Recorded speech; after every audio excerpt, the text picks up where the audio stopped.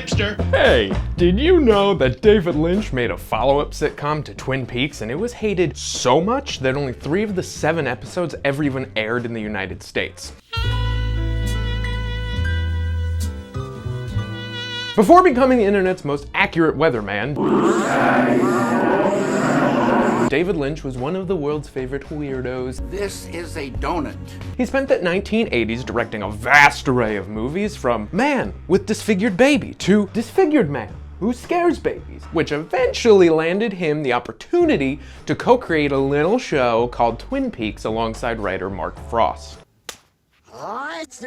Much like Twin Peaks, On the Air was a show that was decades ahead of its time. But while Twin Peaks has been solidified as a pop culture touchstone, On the Air has been buried so deep in the ABC vault that you'd be lucky to find more than a couple little scrum-diddly-umptious crumbs of information.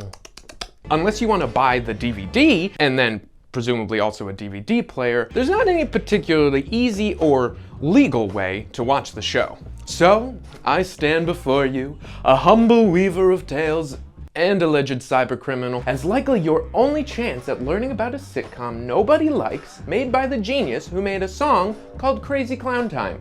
Crazy Clown Time! Does that sound good to you? It sure sounds like another typical YouTube video to help you distract yourself from the dystopian nightmare we call home.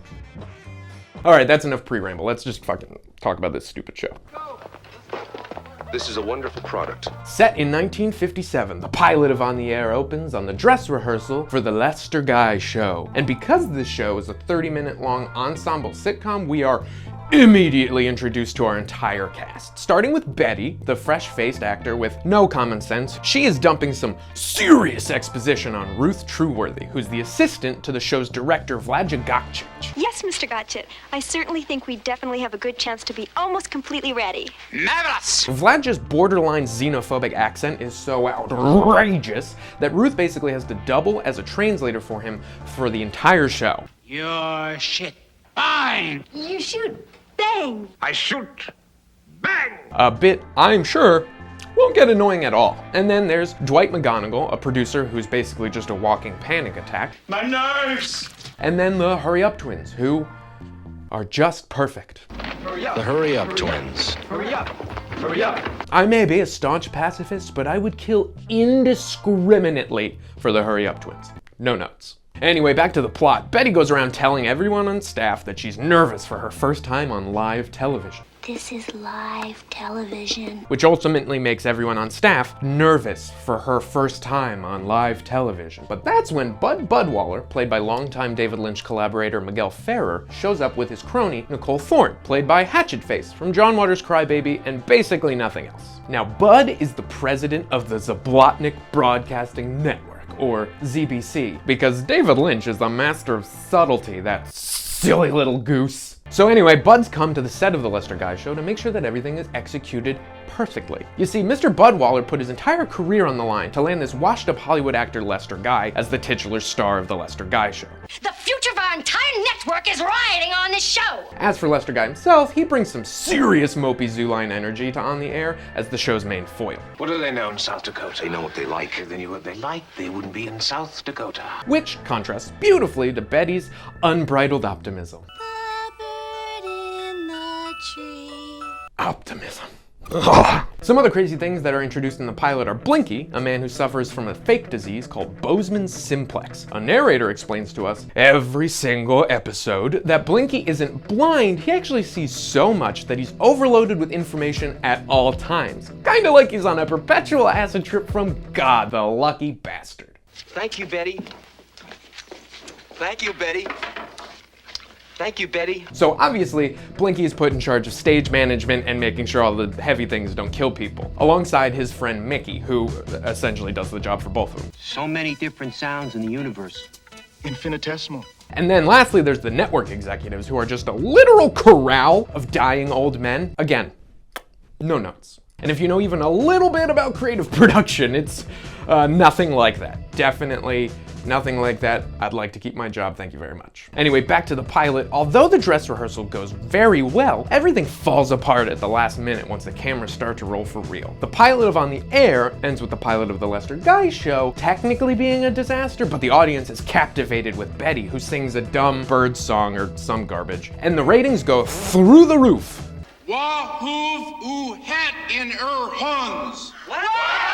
Now, this is essentially how all 7 episodes of On the Air play out. Each week, a new segment is introduced on the Lester Guy Show, which is kind of like a variety show, and then that segment gets sabotaged by Lester and Nicole, only for Betty to kind of fail upwards, and then the Lester Guy Show gets to live on for another week. After the pilot, On the Air truly suffers from diminishing returns. It's clear that the writers really had no idea where to take the show after Lynch wrote and directed the first episode, and then, went to go do David Lynch things. For example, in the pilot, Lester Guy falls into this beautiful slapstick sequence with lots of moving parts and chaos from all sides, and it ultimately kind of ends with him just dangling from the rafters. It's very funny. In the next episode, Lester is given a box by the stage manager Mickey, who warns Lester that if he presses the wrong button, laughing gas will shoot out.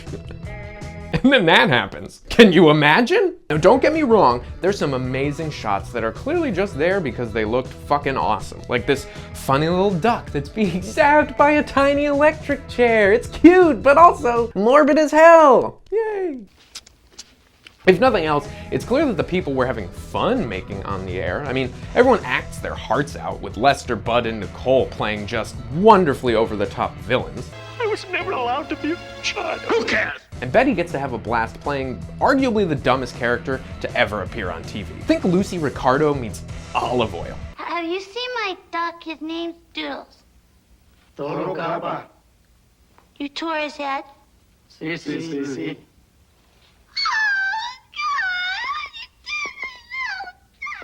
There's so many silly gags, like a phone labeled the hotline, literally shooting fire out whenever someone answers it, and that is just some Muppet level shit.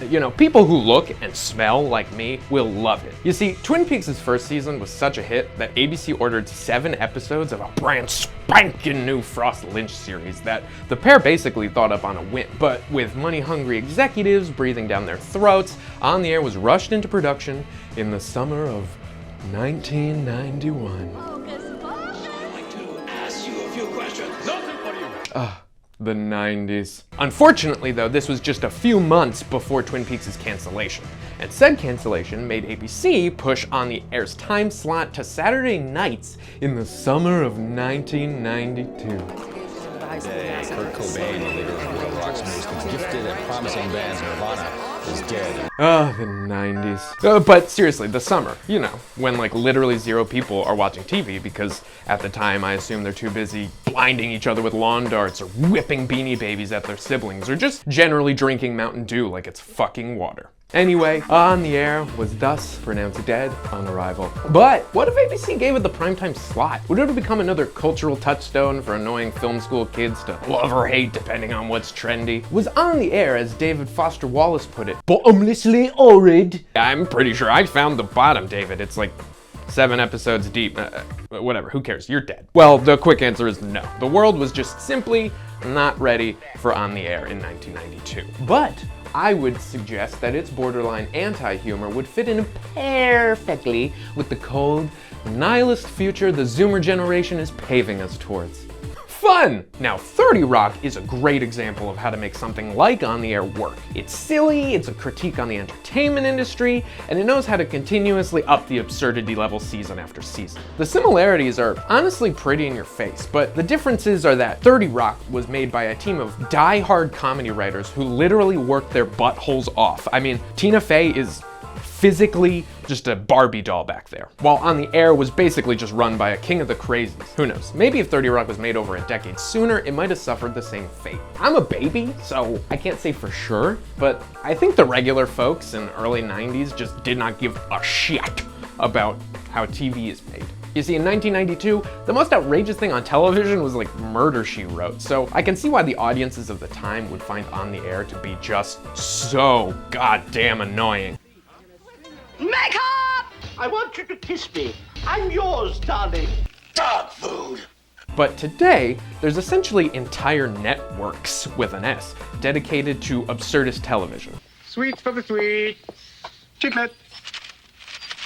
Hello! Oh my god. I'm the bench. And On the Air is somewhere between Pee-wee's Playhouse and Tim and Eric's Awesome Show. I think Lynch and his crew had some wild, silly ideas, and they did the things that, you do when you're cracking jokes with the bestie and one of you goes, we should definitely have our own sitcom. And then you and Tabitha go about your lives. But David took that idea and he pitched it to ABC, and they said yes. Business like show business. Who knows? Audiences really hated the show when it aired, and with that summer time slot, as Miguel Ferrer put it very succinctly, ABC put a bullet in our heads. There's a legend about a tribe of Indians in the Andes whose threshold of pain is so high that one of their favorite pastimes was throwing rocks at each other's heads. I understand that feeling at this moment. On the Air is a confusing show, but it's got some real tasty nuggets of absurdism. And if you even have like a passing interest in watching David Lynch's full body of work, I would strongly recommend finding a way to watch it. It's by no means the worst thing he's ever made. That award easily goes to Crazy Clown Time. It was crazy clown time. So, David, I'd like to talk to you directly if you could just stop meditating for a second. Let this be considered my official plea for you to embrace On the Air. And if anyone watching this has David Lynch's address, just sound off in the comments. I'm gonna put this video on a VHS tape and mail it to him.